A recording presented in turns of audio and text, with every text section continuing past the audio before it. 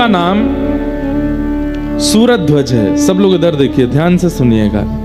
श्री नाभाजी ने कलयुग के भक्तों में इनका स्मरण किया है। आपको पता है नाभाजी को, श्री नाभाजी जिन्होंने भक्तमाल की रचना की, अग्रदास जी के शिष्य हुए।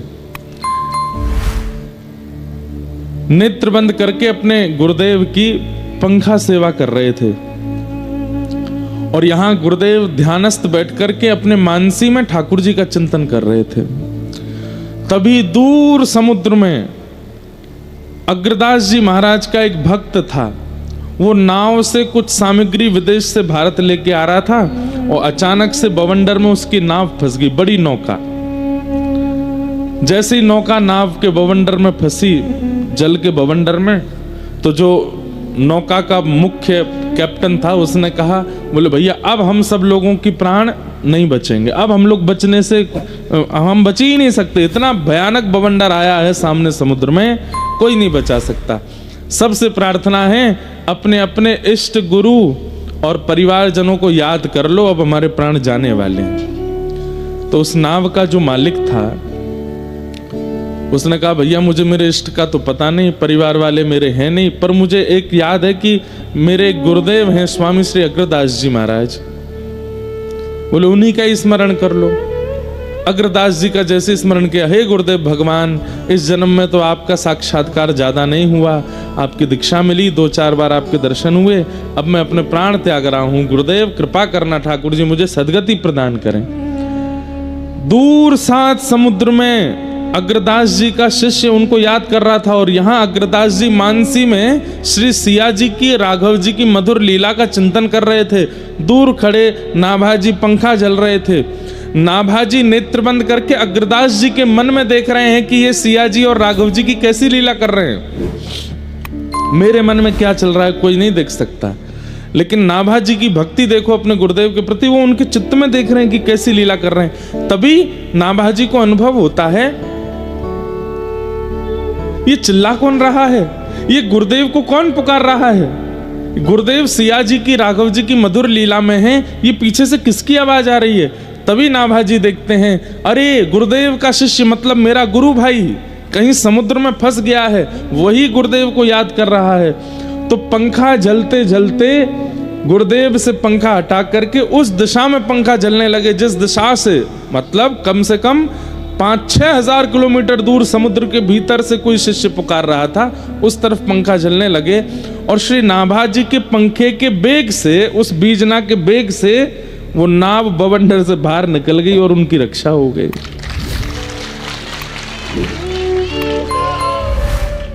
अग्रदास जी महाराज को जब सेवा पूरी हुई तब उन्होंने चिंतन किया कि कौन शिष्य पुकार रहा था बीच में। तब जाके देखा तो वो एक शिष्य रो रहा था, उसकी नाव फंस गई थी। अचानक वो नाव उस बवंडर से बाहर निकल गई। कैसे? तब जब इसके भीतर झांक करके देखा तो उनको पता चला, अरे मैं तो सिद्ध हूं, ये मेरा भक्त तो मुझसे भी ज्यादा सिद्ध है। ये नाभाजी यहां खड़े खड़े पंखा जला करके उसको निकाल दिया वहां से। ए नाभाजी, ये योग्यता तुम में कैसे आई? गुरुदेव सब आपकी कृपा है। तो बोले इस योग्यता का फिर लाभ लो क्या? हरि का यश तो बहुतों ने गाया, हरि भक्तों का यश गाओ। तुम्हारे चित्त में एक योग्यता है कि तुम नेत्र बंद करके किसी का भी दर्शन कर सकते हो, तो जाओ अपने भूतकाल में, और भूतकाल में जितने भक्त पृथ्वी पर हुए उन भक्तों का यश लिखो। गुरुदेव कैसी कृपा, ये कितनी बड़ी आज्ञा आपने दी। बोले मैं बैठा हूं, तुम लिखो। तब श्री नाभाजी ने भक्तमाल की रचना की और उसमें भक्तों के यश गाए। तो सतयुग के भक्त वहां से प्रारंभ किया, सतयुग के भक्त, त्रेता के भक्त, द्वापर के भक्त, कहां तक हैं कलयुग के भक्तों का वर्णन किया। लेकिन इन्हीं भक्तों के चरित्र में जैसे ही वे वृंदावन के भक्तों का चरित्र लिखने का मन उनका बना, चित्रकूट के भक्त लिखे, अयोध्या जी के भक्त लिखे, भारत के अनेक जगह के भक्तों का वर्णन किया, लेकिन तभी नाभाजी का मन हुआ कि अब मैं वृंदावन के भक्तों का यश लिखूं। तो वृंदावन के भक्तों में सबसे पहले श्री हितरिवंश महाप्रभु। जैसे ही वो चाह रहे थे कि अब होता क्या था कि भक्त जन उनके मन में आके प्रकट होते थे और प्रकट होके अपनी पूरी लीला उनको दिखाते थे, और तब श्री नाभाजी उनका चरित्र लिख देते थे। लेकिन वृंदावन के भक्त हृदय में नहीं आए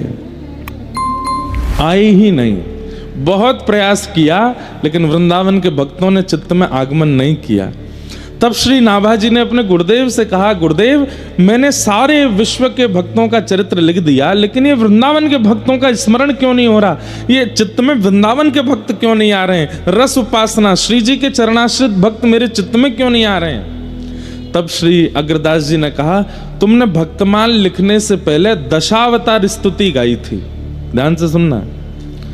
तुमने भक्तमाल लिखने से पहले 24 अवतार दशावतार की स्तुति गाई थी, और उन अवतारों का वर्णन करते तो उन अवतारों के जो उपासक हैं वो सब तुम्हारे चित्त में आ गए। वृंदावन को भजने वाले 10 अवतार 24 अवतारों के उपासक नहीं है, वो तो श्री जी के उपासक हैं। जब तक श्री जी को प्रणाम नहीं करोगे तब तक वृंदावन के भक्त नहीं आएंगे। तब अग्रदास जी महाराज बोले, नाभाजी तुम रुको, मैं श्री जी को प्रणाम करता हूं। और तब श्री अग्रदास जी ने श्री जी को प्रणाम किया। किशोरी जी का एक पद गाया, अब वो विषय बहुत लंबा होगा।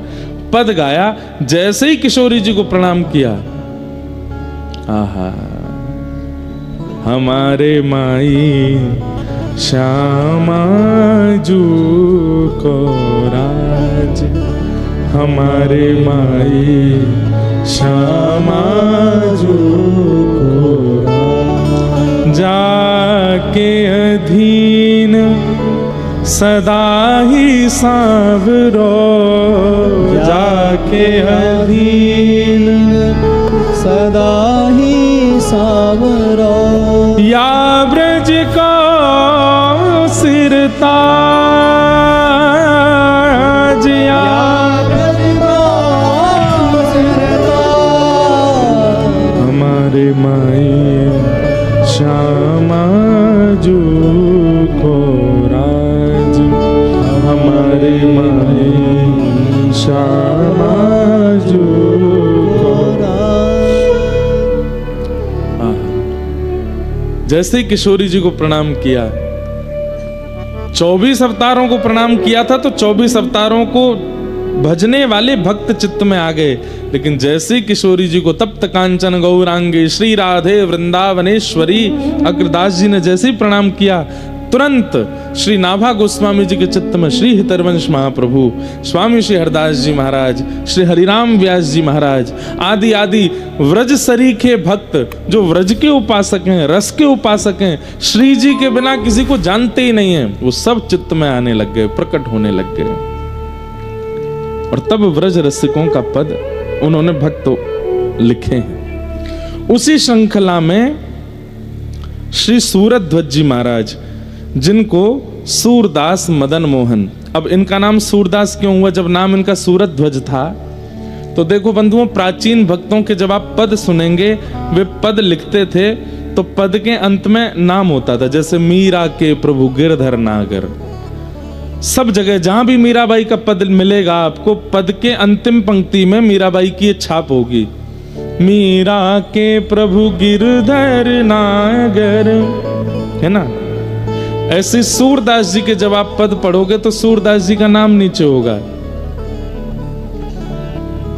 सूर कितों ही सुख पावत है, सूरदास के हरि अब कब मिलोगे, ऐसे सूरदास जी का नाम। हितरवंश महाप्रभु का कोई भी पद होगा तो जय श्री हित हरिवंश, ये छाप होगी अंत में। हरिराम व्यास जी का कोई भी पद होगा तो अंत में व्यास शब्द से संबोधित होगा। लेकिन सूरध्वज जी महाराज का नाम सूरदास कैसे पड़ा? तो बोले एक बार ये एक पद लिख रहे थे, रात्रि भर बैठे बैठे उस पद की रचना की। पद की रचना करते करते अंतिम पंक्ति इनके मन में कोई याद नहीं आ रही थी, तो सो गए। और जैसे ही सुबह उठे तो वो पंक्ति लिखी हुई थी। क्या लिख रहे थे? चलो किन देखन कुंज कुटीर, चलो किन देखन कुंज कुटीर। सुंदर श्याम मदन मोहन जहाँ, सुंदर श्याम मदन मोहन जहाँ। मन मत फौज जुटी, मन मत फौज जुटी। मानो सूरध्वज जी क्या कह रहे हैं, अरे भाई चलो, कहाँ चलो? बोले जहां पर रसिकों की फौज जुड़ी है और मदन मोहन जी बीच में विराज करके सबको दर्शन सुख दे रहे हैं, उस कुंज में चलो। चलो किन देखन कुंज कुटी, चलो। ये पद लिख रहे थे देखन श्री सूरध्वज जी। कुंज कुटीर। नंद नंदन वृषभानु नंदिनी, नंद नंदन वृषभानु नंदनी। नेक न चाह छुटी,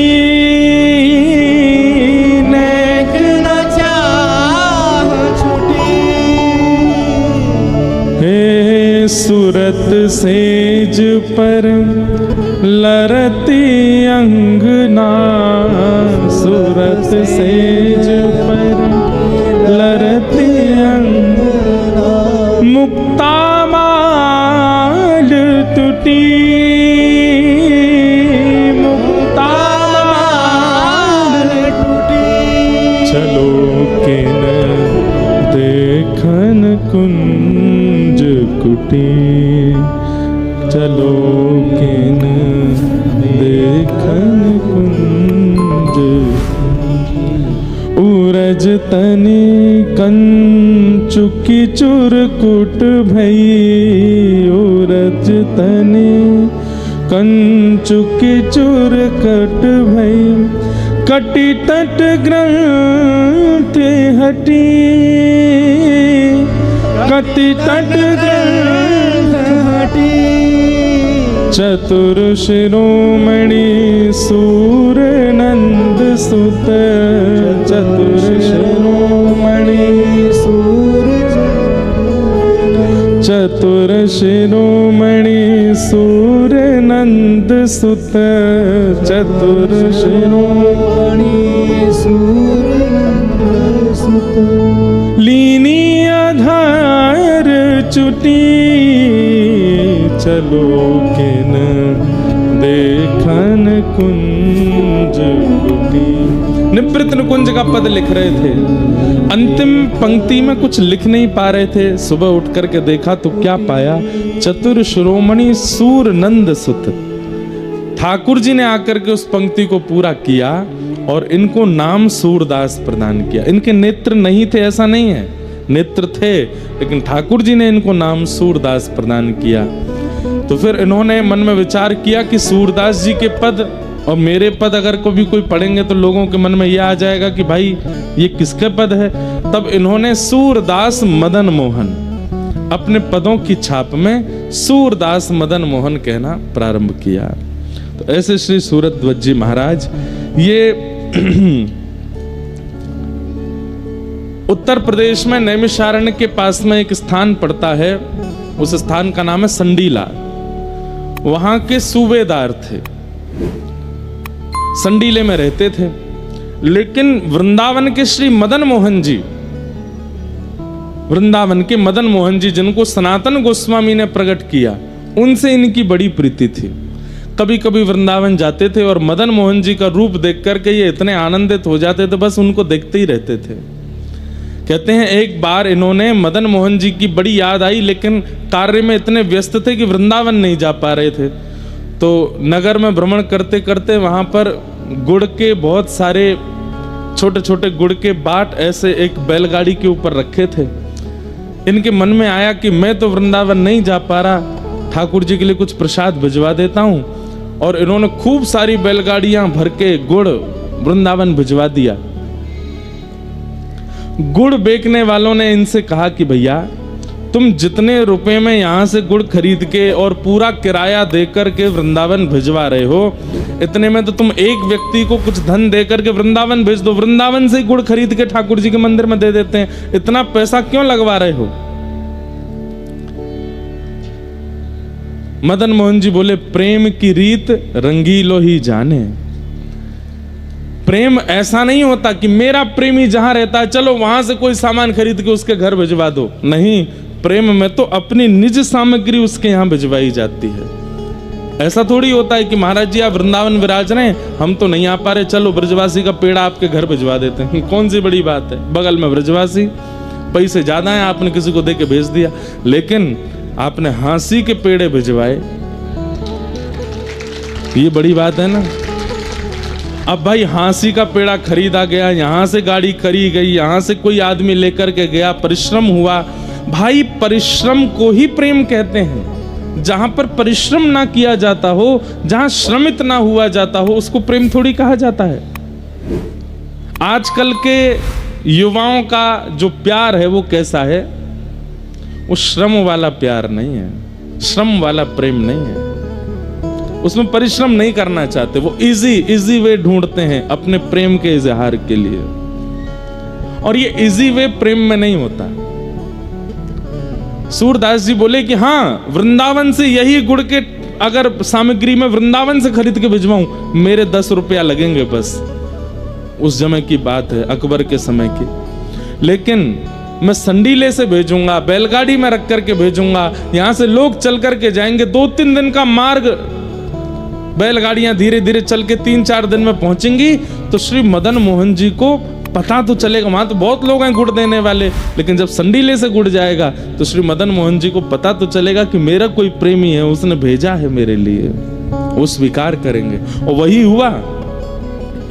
मदन मोहन जी, सूरत ध्वज जी ने गुड़ भिजवाए संडीले से, और वहां 3 दिन बाद वो गुड़ पहुंचे, और रात्रि का समय था जब गुड़ पहुंचे। श्री मदन मोहन जी का शयन हो चुका था, रात्रि के 12-1 बज रहे थे। मदन मोहन जी तो विचलित हो गए, श्री जी से बोले, अरे सुनो, सुगंधी ना आई का? बोले काय की? बोले गुड़ की।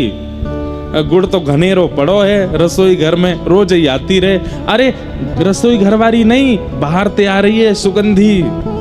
श्री जी बोली, हाँ आ तो रही है। बोले सूरत ध्वज ने भिजवाए संडी लेते? बोले तो मालपुआ खावे को मन कर रो है। श्री जी बोली, रात के 12-1 बज रहे हैं, शयन कर लो। नाय मैं तो अब ही खाऊंगो।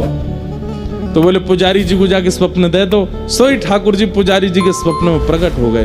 पुजारी जी बोले, धन्य भाग्य, अहो भाग्य, इतने वर्षों से सेवा कर रहा हूँ, ठाकुर जी मेरी सेवा से निश्चित प्रसन्न हो गए, जो मेरे स्वप्न में आके दर्शन दे रहे हैं। ठाकुर जी बोले, तेरी सेवा ते प्रसन्न ना है भयो में। तो बोले, मंदिर के द्वार पे गुड़ की बैलगाड़ी खड़ी है, उन गुड़न की जल्दी रसोई घर में धरवाओ, और अभी इसी वक्त रात्रि में ही रसोई खोल के पुआ बनाओ, और पुआ बना के भोग लगाओ।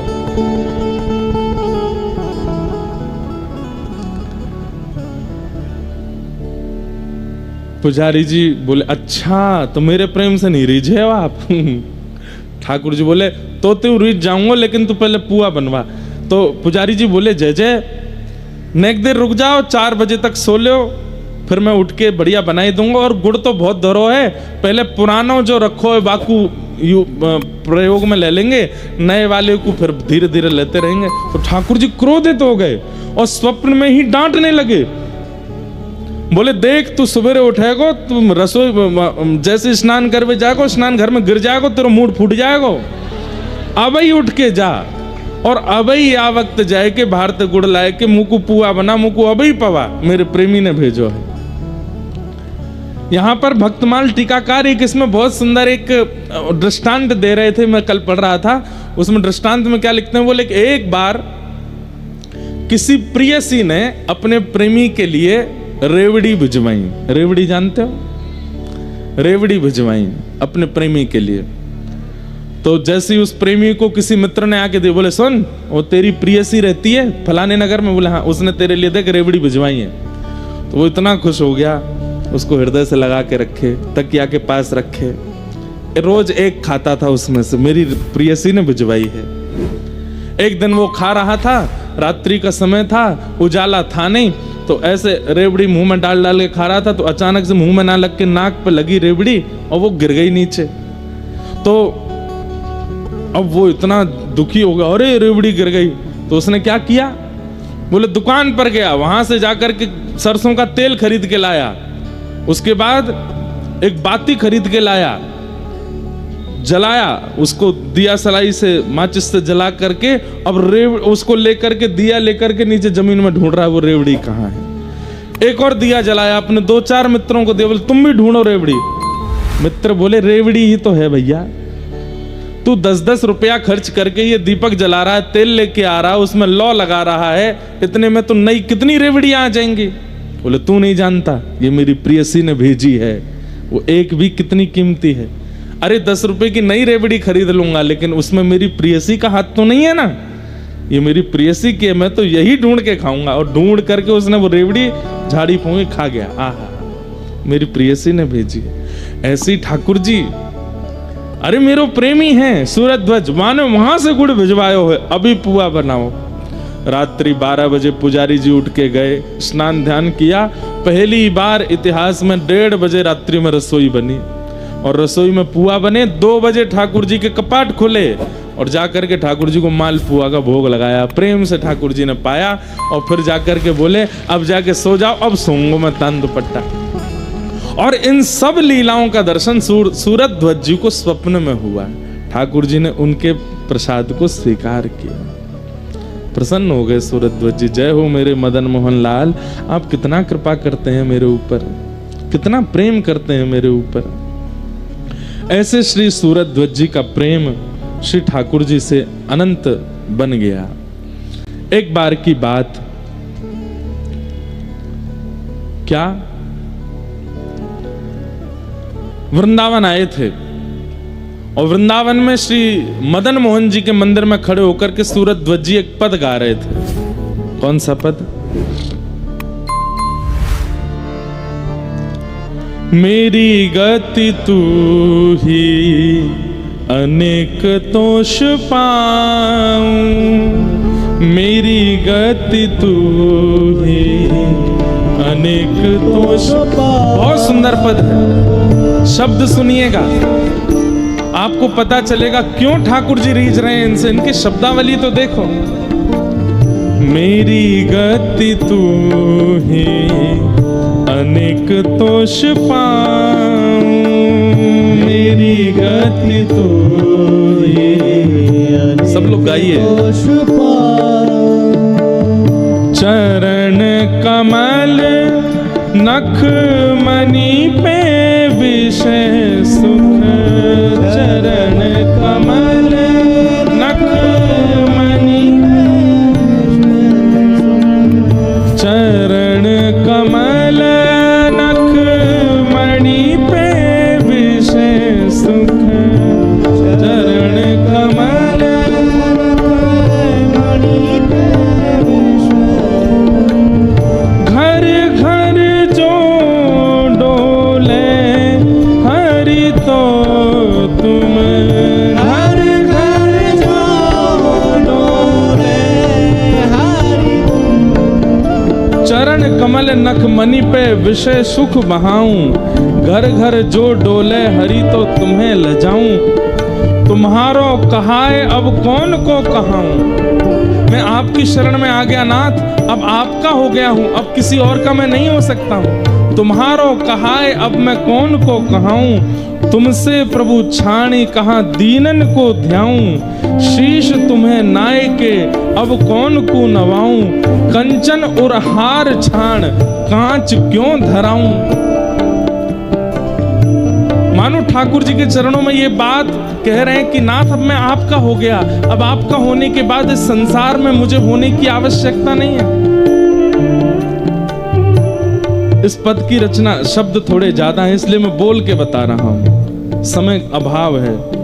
तुम्हारो कहाए अब कौन को कहाऊं, तुमसे प्रभु छाणी कहां दीनन को ध्याऊं। शीश तुम्हें नाय के अब कौन को नवाऊं, कंचन और हार छाण कांच क्यों पहनाऊं। और तब क्या कहते हैं, शोभा सब हानि करे, जगत को हंसाऊं, हाथी ते उतर के गधा क्यों चढ़ाऊं। अब मैं भक्ति के पथ पर आ चुका हूं, हाथी की सवारी कर रहा हूं, इससे उतर करके पुनः संसार में लग जाऊं तो ये तो वैसा ही हुआ, हाथी से उतर के गधा पे बैठ गए। कुमकुम को लेप छाण काजर मुंह लगाऊं, कामधेनु घर में तजी अजा क्यों दुहाऊं। मेरे पास कुमकुम है तो मैं काजल क्यों लगाऊं मुख पर, और घर में कामधेनु गैया है तो मैं बकरी का दूध क्यों पीऊंगा। कनक महल छाणी क्यों कुटिया बनाऊं, पायन जू पेली प्रभु ते अनत जाऊं। सूरदास मदन मोहन लाल गुण गाऊं, संतन की पनही को रक्षक कहाऊं। मेरी गति तू है अनेक दोष पाऊं, मेरी गति तो है अनेक दोष पाऊं। हाँ, मेरी गति तू है अनेक दोष पाऊं, मेरी गति तो है अनेक दोष पाऊं। नेत्रों में अश्रु भरे हैं और ठाकुर जी से बस यही कह रहे हैं, नाथ मैं आपको छोड़ के किसी और का नहीं हो सकता, बस आपका हूं। और अंत में सूरध्वज जी ने जैसे ही कहा, सूरदास मदन मोहन लाल गुण गाऊं, संतन की पनही को रक्षक कहाऊं।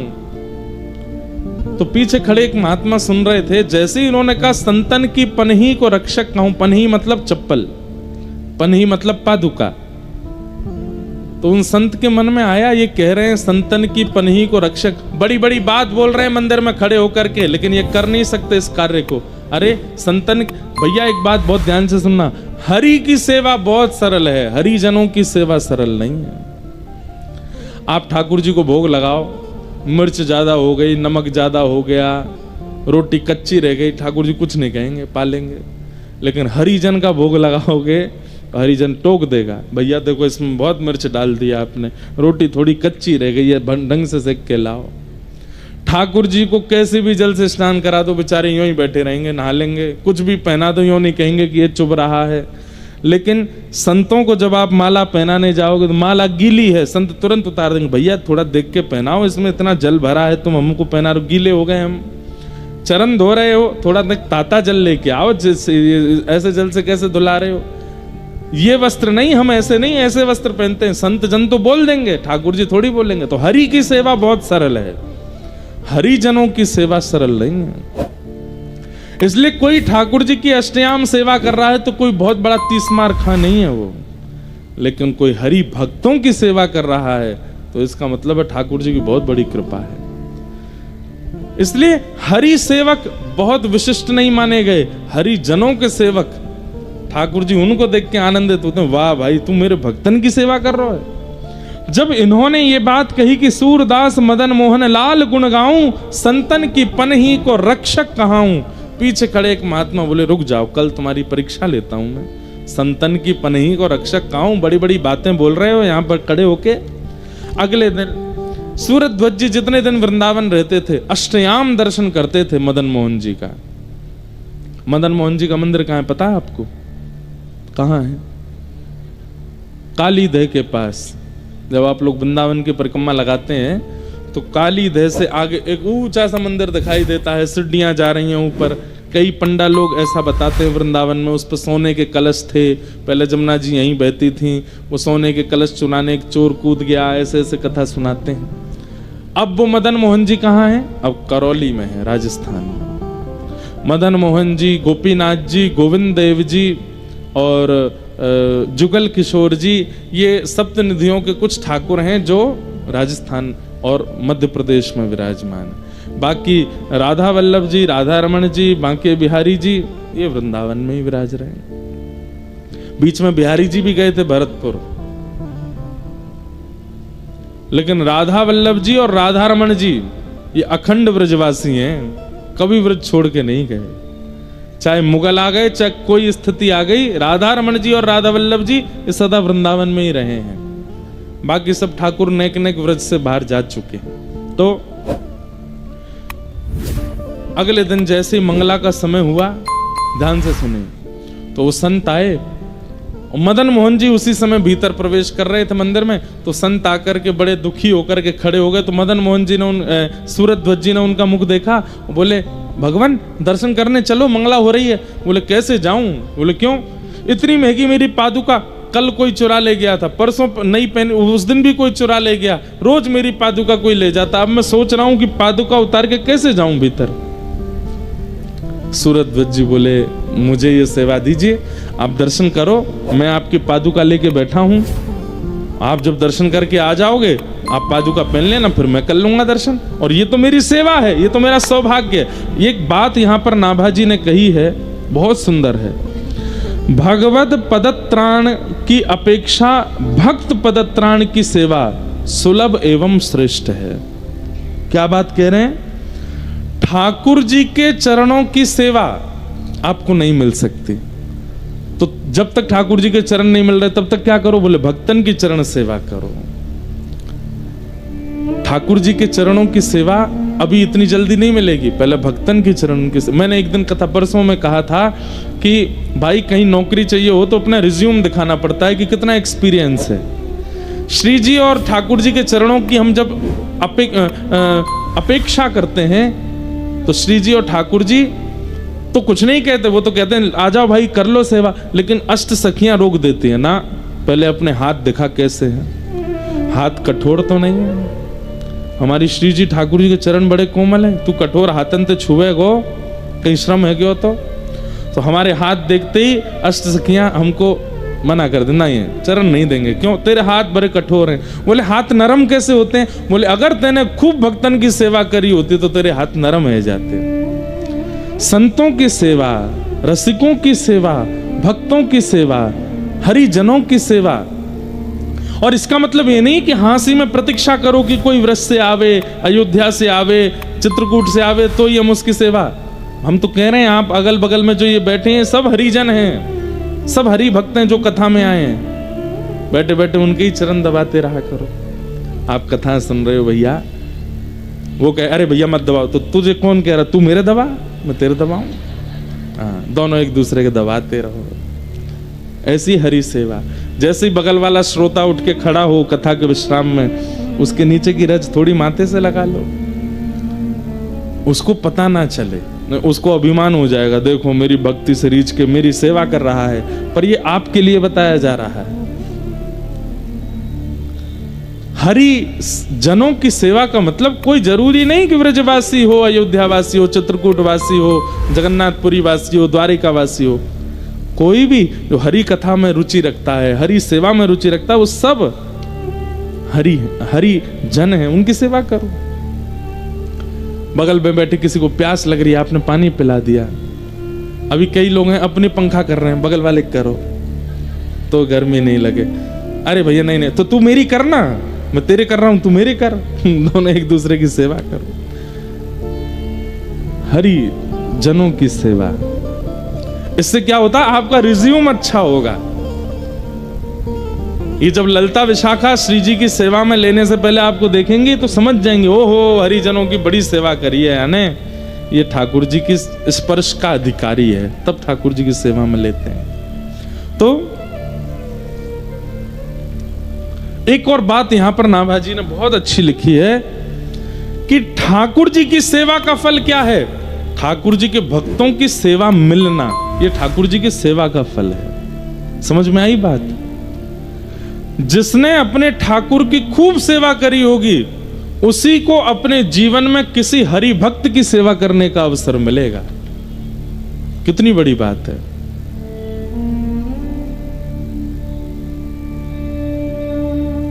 वाह। और ठाकुर जब सेवा से प्रसन्न होते हैं तब अपने भक्त की सेवा देते हैं, और उस भक्त की सेवा जब वो जीवित अवस्था में करता है, मृत्यु के पश्चात जब उसको निकुंज की प्राप्ति होती है, तब ठाकुर जी अपने नित्य लीला विहार में उसको अपनी चरण सेवा प्रदान करते हैं। बड़ा बड़ा अद्भुत रहस्य है, इसको समझिएगा। आपने अपने घर के ठाकुर की सेवा अगर मंगलमय रूप से नहीं करी तो आपको कभी जीवन में किसी भक्त की सेवा नहीं मिल सकती। लेकिन आपने अपने ठाकुर की सेवा यदि करी होगी तो आपके घर भक्त आएंगे, उनकी सेवा भी मिलेगी और उनको उनकी कुछ सेवा करने को अवसर भी प्राप्त होगा। तो सूरध्वज जी महाराज उन संत से बोले, आप भीतर दर्शन करने जाओ, मैं आपकी पादुका की रक्षा करता हूं, और जब आप आ जाओगे तब मैं चला जाऊंगा। संत बोले, नहीं नहीं नहीं, तुम्हारा नित्य का मैं देख रहा हूं 3 दिन से, तुम सुबह मंगला दर्शन और फिर श्रृंगार दर्शन और फिर ग्वाल दर्शन, बाल भोग दर्शन और सब राजभोग दर्शन, उत्थापन दर्शन, अष्टयाम दर्शन करते हो, मेरे कारण तुम्हारे दर्शन छूटेंगे। अरे नहीं, आप जाइए ना, आप दर्शन करिए, मंगला छूट जाएगी तो मैं अगला श्रृंगार दर्शन कर लूंगा, आप जाओ। और संत जैसे ही भीतर गए, सूरध्वज जी उन पादुकाओं को हृदय से लगा के बैठे और मन में क्या विचार कर रहे हैं, बोले एक पादुका श्याम सुंदर, दूसरी पादुका किशोरी जी हैं। आज तक तो ठाकुर जी दूर से दिखते थे, लेकिन आज मेरे हृदय से लग गए हैं, और लेख करके बस रोने लगे। मेरे प्रिया प्रियतम दोनों मेरे हृदय से लगे, खूब रोए अपने हृदय से लगा करके। वो संत भीतर गए, वो तो परीक्षा लेने आए थे, मंगला के दर्शन करके भीतर ही खड़े रहे, बाहर आए ही नहीं। घंटा 1.5 घंटा बाद श्रृंगार का दर्शन खुल गया, संत बाहर आए ही नहीं, भीतर ही बैठ गए। बोला आज देखता हूं, बड़ा कहते हैं संतन की पनही को रक्षक कहा हूं, कभी तो चिढ़ेगा, कभी तो परेशान होगा, चिल्ला करके बोलेगा कि निकलो बाहर, कहां अंदर बैठ गए हो। लेकिन सूरध्वज जी तो बस ऐसे ही बैठे। धीरे धीरे उजाला हो गया, धूप तेज हो गई, श्रृंगार का दर्शन, बाल भोग का दर्शन, ग्वाल का दर्शन, राजभोग तक आ गया। 12 बज गए दोपहर के, सूरध्वज जी ऐसे ही बैठे। मंदिर बंद हो गया, संत जी अंदर ही सो गए। 4 बजे पुनः उत्थापन हुआ, उत्थापन होते ही देखा बाहर अभी भी ऐसे बैठे हैं। थोड़ी और परीक्षा ले लूं, औलाई हो गई, ब्यारू हो गया, शयन के दर्शन हो रहे हैं, लेकिन अभी भी सूरध्वज जी ऐसे ही बैठे। संत का हृदय पिघल गया, बोले कि ये कहते नहीं है, ये है इनके चित्त में, ये संतों की पनही के रक्षक हैं।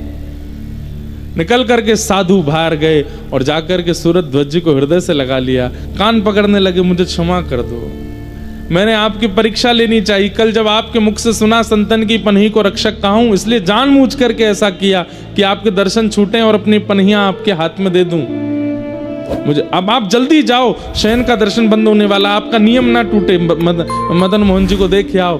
तो सूरध्वज जी के नेत्र सजल हो गए, बोले मैं सुबह से दर्शन ही कर रहा हूं, हे नाथ आपने आज मुझ पर इतनी बड़ी कृपा की कि मेरे वर्षों की मदन मोहन जी के दर्शन का फल आज मुझे प्राप्त हुआ। प्रिया प्रियतम दोनों मुझे निकुंज में लेकर के गए थे, नेत्र बंद करके मेरा शरीर यहां बैठा था, पर मैं प्रिया प्रियतम के साथ विहार कर रहा था। आज उन्होंने मुझे सहचरी बनाया, सखी बनाया, अपने रास का अनुभव कराया। आपकी पादुका हृदय से लगते ही मानसी प्रकट हो गई। अरे मैं तो घंटों से मानसी में आनंद ले रहा था। ठाकुर जी कभी रबड़ी पवा में, श्री जी कभी मलाई पवा में, यहाँ से ललता विशाखा आदि सबके दर्शन हुए आज मुझे। हे नाथ आपकी चरण की पनैया के इतने बड़े सौभाग्य की मेरे को प्राप्त होते ही आज अष्टयाम का दर्शन हो गया। साधु बोले मुझे पता है ये सब तुम इसलिए बोल रहे हो कि मुझे बुरा ना लगे, लेकिन तुम जाओ भीतर दर्शन। बोले देखो मैं आपको बताऊं। बोला हाँ। मैं भीतर तो नहीं गया। बोले नहीं, आज ठाकुर जी ने नीली पोशाक पहनी थी ना, आज ठाकुर जी ने स्वर्ण का आभूषण धारण किया था, आज ठाकुर जी ने ऐसी टेढ़ी पाग पहनी थी, उस पर ऐसा सिरपेच था, ऐसी इत्र, और सब कुछ बता दिया। इत्र ऐसा था, प्रसादी ऐसी थी, प्रसाद में ये वाली कड़ी बनी थी, ऐसी रोटी बनी थी, सब बता दिया महात्मा को। महात्मा के तो हाथ पैर कांपने लगे। सूरध्वज जी को हृदय से लगे, आप सुबह से बाहर बैठे, आपको कैसे पता? बोले बस आपकी पादुका का स्पर्श होते ही सब मिल गया। बंधुओं, कई बार हरिजन बहुत श्रेष्ठ है तो ही हम पर हरि कृपा होगी, नहीं, हरिजन कैसा भी है हम उसके प्रति पूर्ण निष्ठा रखें तो ठाकुर जी कृपा करते हैं। सूरध्वज जी जैसे ही मंदिर की ओर गए, कपाट तो बंद हो गए थे, शयन आरती हो गई थी, हाथ जोड़ करके बैठ गए, बोले जय जय, आज आपके दर्शन मानसी में हुए, प्रत्यक्ष नेत्रों को नहीं मिले, पर कोई बात नहीं, आपने बड़ी कृपा की जो ऐसे महात्मा की पादुका मुझे प्रदान की। मैं आपकी देहली को प्रणाम कर लेता हूँ, कल मुझे संडीले वापस जाना है, इसलिए मैं यहीं प्रणाम करके जा रहा हूँ। जैसे ही अपना सिर नवाया, सब मंदिर से जा चुके थे रात्रि का समय, जैसे ही सिर नवाया तो देहली पर उनको पत्थर का अनुभव नहीं हुआ, कोमल कोमल कोमल चरणार बिंदों का अनुभव हुआ। जैसे नेत्र खोल करके देखा, साक्षात श्री मदन मोहन जी प्रकट हो गए हैं और प्रकट होकर के सूरज ध्वज जी को अपने हृदय से लगाते, एक क्षण के लिए हृदय से लगा के मदन मोहन जी अंतर ध्यान हो गए। ऐसे सूरज ध्वज।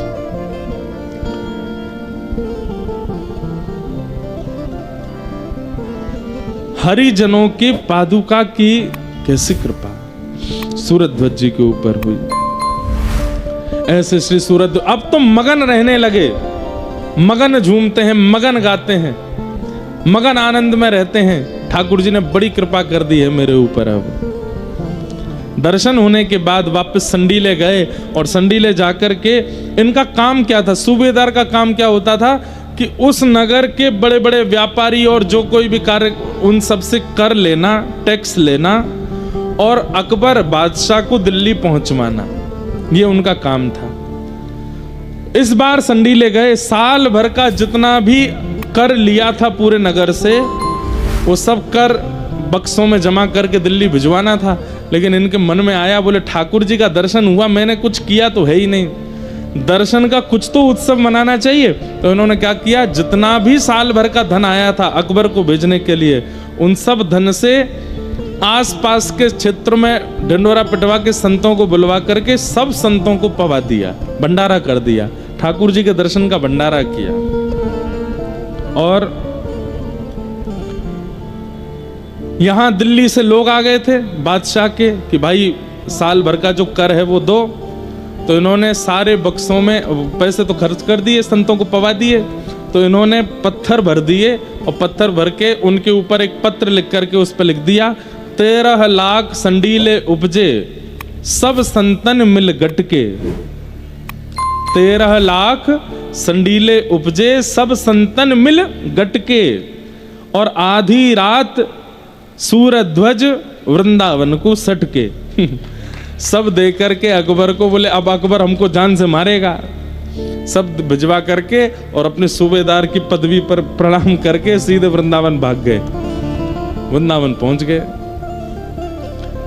यहां जैसे ही लोग बाग आए, बोले महाराज संडीले का पूरा साल भर का कराया है। अकबर बोले खोल के दिखाओ। देखा तो पत्थर थे। बोले इसमें तो पत्थर हैं, एक पत्र लिखा है। बोले दिखाओ। अकबर जो था वो शेर व शायरी और लेखनी कवित्व का बड़ा दीवाना था और उसने जैसे ही देखा क्या लिखा है, 13 लाख संडीले उपजे संतन सब संतन मिल गटके।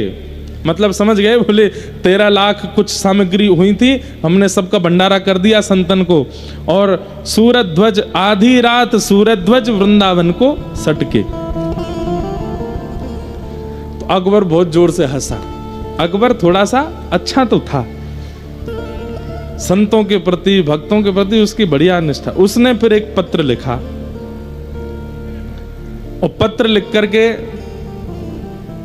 सूरज ध्वज जी को भिजवाया। और उसमें क्या लिखा अकबर ने, बोले गटके तो हमारे गटके तुम काहे को सटके।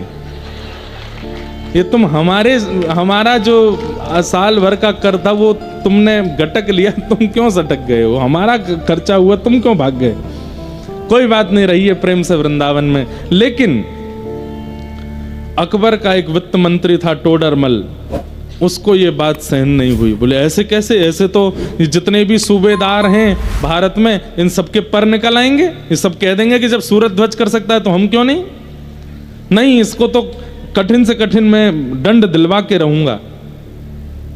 लेने के पठाए कहीं निपट रिझाए, हमें मन में न लाए लिखी बन तन डारे हैं। टोडर विद्वान कयो धन को वीरान कियो, ल्यावो रे पकड़ी मूड फेरी के संभारे हैं। ले गए हजूर निप बोलो हंसो दुख दूर रखो, ऐसे महाकूर सो पे दुष्ट कष्ट धारे हैं।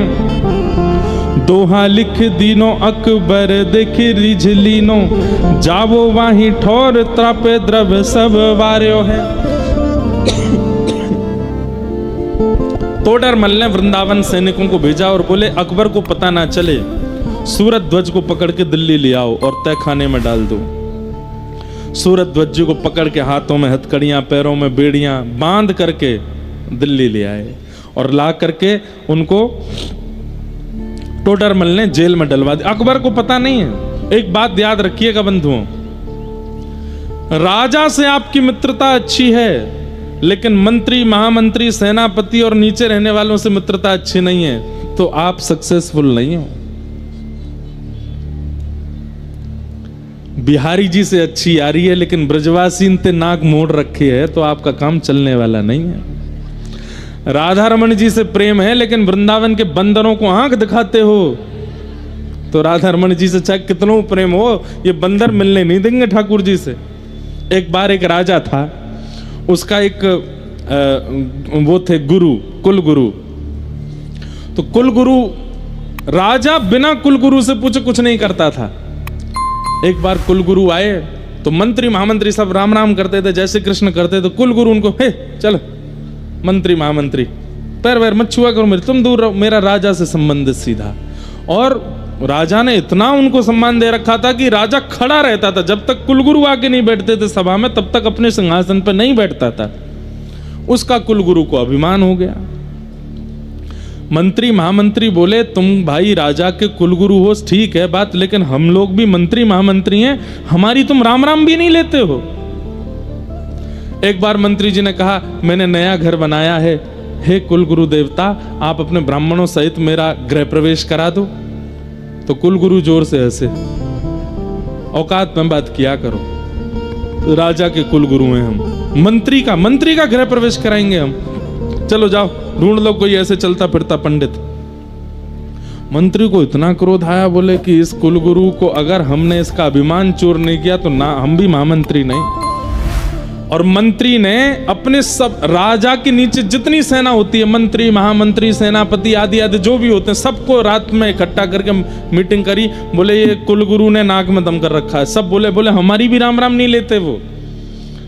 बोले तो भाई ये हमसे नहीं बना के रख रहा तो राजा से इसकी बनने नहीं देंगे, कल इसको मंदिर में इसको महल में प्रवेश नहीं करने देंगे। सबने कहा बोले राजा से क्या बोलेंगे, बोले वो सब मुझ पर छोड़ दो। अगले दिन कुलगुरु आए तो बाहर ही सब खड़े हो गए। कुलगुरु बोले रास्ता दो भीतर जाना है। बोले बिल्कुल नहीं जाने देंगे, पहले हमसे राम राम बोलो। कुलगुरु बोले बिल्कुल नहीं बोलूंगा। बोले नहीं बोलोगे? बोले नहीं बोलेंगे। तो बोले हम भी अंदर नहीं जाने दे रहे। कुलगुरु बोले मैं यहीं अनशन व्रत पे बैठ जाऊंगा और राजा को पता चलेगा तुम सबको फांसी पे लटका देगा। बोले राजा को पता लगेगा तब ना, हम पता लगने ही नहीं देंगे। वो अनशन पे बैठे तो सारी सेना उनको उठा करके ले गई, दूर जंगल में जाके फेंक आई, मिलने ही नहीं दिया। वो घूम घूम के और भी 3-4 बार 10 बार आ गए, लेकिन राजा ने सेनापति मंत्रियों ने मिलने नहीं दिया। यहां भीतर राजा ने पूछा हाँ भाई ये कुलगुरु देवता हमारे क्यों नहीं आए? बोले वो कल आपको बताना भूल गए थे, पास के एक शहर में उनकी कथा है तो 7 दिन के लिए वो वहां गए हैं। बोले थे कि राजा को बता दे, कभी कभी कथा करने जाते थे वो। राजा बोले अच्छा, गुरुदेव तो हमेशा बता के जाते थे कथा, हम इस बार भूल गए होंगे, कोई बात नहीं। तो 7 दिन तो ऐसे निकले। 8वां दिन आया, राजा बोले गुरुजी की कथा हो गई होगी, वो आए नहीं। तो मंत्री रोते रोते बोला क्या बताएं, कल कथा करके लौट रहे थे? बोले हाँ, रास्ते में ही हृदय गति रुक गई उनकी, पधार गए गुरुजी। गुरुजी तो वैकुंठ चले गए। राजा इतना रोया, मेरे गुरुदेव पधार गए? बोले हाँ, मुझे जल्दी लेके चलो, मुझे उनके अंतिम संस्कार में जाना है। बोले नहीं नहीं भगवान आप नहीं जा सकते। बोले क्यों?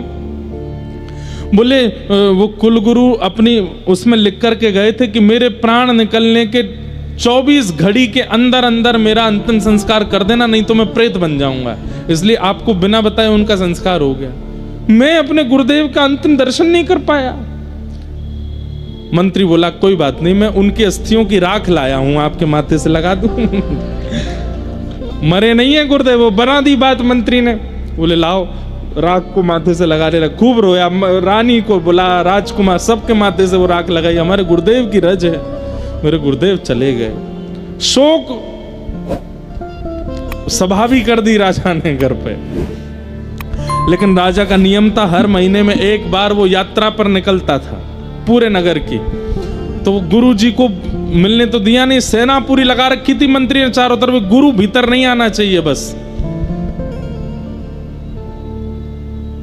रात में गुरुजी ने मंत्री से बोल दिया, तू मुझको रोक रहा है, पिछले 15 दिन से देख रहा हूं, लेकिन कल राजा सभा में निकलेगा, यात्रा तब तो मिलेगा मुझसे। मंत्री बोले, आपको जितना मन करे आप करके देख लो, हम आपको मिलने ही नहीं देंगे राजा से। तो पंडित जी जो हैं, कुल गुरु जो हैं, वो एक पेड़ पर चढ़ करके बैठ गए। जिस रास्ते से वो यात्रा जाती थी, बोले पेड़ के ऊपर से ही चिल्लाऊंगा, आवाज करूंगा, राजा को दिख जाऊंगा, इन सबको दंड दिलवाऊंगा। जैसे ही राजा निकले तो मंत्री आए, मंत्री आकर के कुछ ऐसा टोना टोटका सा करने लगे राजा के ऊपर। बोले, ये क्या कर रहे हो? बोले, हमने सुना है गुरुजी का जो अंतिम संस्कार था वो 24 घड़ी में नहीं हुआ, वो प्रेत बन गए हैं और प्रेत बन करके पेड़ों पे कहीं पे बैठे हैं और आते जाते लोगों पे कूद जाते हैं, चिल्लाते हैं, इसलिए मैं पहले ही आपके नींबू मिर्च से कुछ कर रहा हूं ताकि आपको कष्ट ना हो। राजा बोले, गुरुजी प्रेत बन गए? बोले, हाँ। अरे उनके लिए गया जी में श्राद्ध करेंगे हम। बोले, ठीक है। अब राजा जैसे ही निकले, मंत्री बोला, मैंने डाल दिया है कान में बात कि प्रेत बन गए गुरुजी। अब जैसे ही महाराज उस पेड़ के नीचे पहुंचे, ऊपर से गुरुजी बोले, राजन चेलाराम देख, मैं यहां बैठा हूं, तेरे मंत्री सेनापति इन सब लोगों ने मुझे तुझसे मिलने नहीं दिया। राजा ने जैसे ही देखा मंत्री को, ओ गुरुजी भूत बन गए, जल्दी चलो यहां से रथ निकालो, जल्दी निकालो, ये गुरुजी कहीं ऊपर नहीं आ जाए। अरे राजन कहां जा रहे हो? गुरुदेव की बात नहीं मानोगे? बोले, गुरुदेव मैं श्राद्ध करूंगा आपका, मैं जा रहा हूं गया जी, करके आऊंगा, आपको प्रेत योनि से मुक्त करूंगा। अंत तो गत्वा मंत्री, महामंत्री, सेनापति सब बोले, करोगे हमसे राम राम? गुरुजी बोले, भैया तेरे पांव पूजूं मैं। बोले कि राजा से भले ही तुम्हारा संबंध है, लेकिन नीचे वालों से बिगाड़ के रखोगे तो ऊपर वाले से मिलने का कोई फायदा नहीं है। इसलिए भैया वृंदावन के बानर, वृंदावन के ब्रजवासी, वृंदावन के रसिक जन, वृंदावन के संत जन, इनसे प्रेम नहीं है, सीधे राधा वल्लभ, सीधे राधा रमण, सीधे बिहारी जी से ही प्रीति है। तो फिर देख लेना ये मिलने नहीं देंगे अगर निकुंज में पहुंच भी गए तो। इसलिए एक बार को राधा वल्लभ जी का दर्शन ना हो चलेगा, राधा रमण जी का दर्शन ना हो चलेगा, बिहारी जी का दर्शन ना हो चलेगा, बंदरों को केला खिलाएंगे, संत जनों की सेवा करेंगे, ब्रजवासियों से खूब प्रेम से मिलेंगे, खूब आनंद करेंगे, नीचे वाले इनको प्रसन्न रखेंगे ताकि ऊपर वालों अपने आप राजी आ जाए। लेकिन नीचे वाला राजी होता है तो ऊपर वाले से मिलवा ही देता है। अगर प्रधानमंत्री आपका मित्र है तो आप उससे नहीं मिल पाओगे, लेकिन प्रधानमंत्री का पीए आपका मित्र है, पूरा शेड्यूल बता देगा, 5 बजे यहाँ रहेंगे, 6 बजे यहाँ रहेंगे, 7 बजे वहां रहेंगे, 8 बजे चाय पियेंगे, वहीं आ जाइए, मिलवा दूंगा मैं। पीए मिलवा देगा, प्रधानमंत्री नहीं मिलेगा। आपका कोई बहुत बड़ा मित्र अधिकारी बन गया हो तो आपने भी अनुभव किया होगा, नहीं मिलता, वो अधिकारी का जो सेक्रेटरी है उससे मित्रता कर लो, वो मिलवा देता है। ठीक वैसे भैया ये संत जन ठाकुर जी के सेक्रेटरी हैं, हरिजन ठाकुर जी के सेक्रेटरी हैं, इनसे प्रेम बना करके रखो।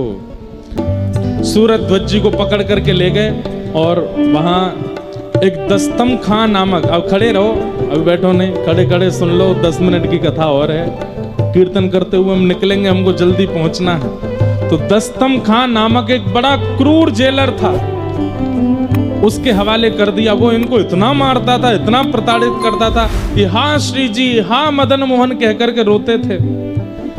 इन्होंने 6 महीने तो उसकी मार सही, उसके बाद कहा कि मैं अकबर को कुछ लिख दूं। तो जानते तो थे कि अकबर जो है वो लेखनी का बड़ा रसिक है। तो इन्होंने अकबर को एक पंक्ति लिख करके भेजी, क्या लिखा? एक तम अधियारो करे शून्य दई पुण्य ताही, दस्तम ते रक्षा करो दिनमणि अकबर शाही। क्या कह रहे हैं? बोले कि भैया एक तम, तम कहते हैं अंधेरा को, एक तम जो है उसको उजाला कर देता है एक मणि। लेकिन यहां तो आपने मुझे दस्तम के हवाले कर रखा है, ये 10-10 अंधेरे एक साथ मेरे को घेरे बैठा इतने प्रताड़ित करता है। हे अकबर, आप तो उजाले हो साक्षात, कृपा कर इससे मेरी रक्षा करो। अकबर ने जैसे ही पत्र पढ़ा, अब उसको जब साक्षात मणि का रूप बताया, अकबर ने तुरंत कहा, बोले सूरत ध्वज जी को खोल दो। और सूरत ध्वज जी को पत्र लिख करके अकबर ने क्या लिखा, बोले क्या, रीझ अनुरागे हूं रीझ लीनी और, जावो वहीं ठोर तापे द्रव्य बारे सब लोर। बोले भैया हम तुमसे बड़े रीझ गए, अब तुम वहीं चले जाओ। बोले कहाँ चले जाओ, जिस पे तुमने हमारे वो संडीले साड़े उड़ा दिए थे, उन्हीं की शरण में चले जाओ। श्री सूरत ध्वज जी महाराज मुक्त होकर के वृंदावन की रज में आ गए। श्री मदन मोहन जी के चरणों में आकर के खूब रोए, खूब आनंदित हुए और कहा कि नाथ बस अपनी शरण ग्रहण करा दो। बस ऐसा कहते कहते सूरत ध्वज जी एक दिन ठाकुर जी के सुंदर रास पूर्णिमा का दिन था, शरद पूर्णिमा के दिन रास का अनुभव करते करते ठाकुर जी में विलीन हो गए। बोलो भक्तवत्सल भगवान की। ऐसे सूरत ध्वज जी महाराज के पावन चरित्र को हम प्रणाम करते हैं।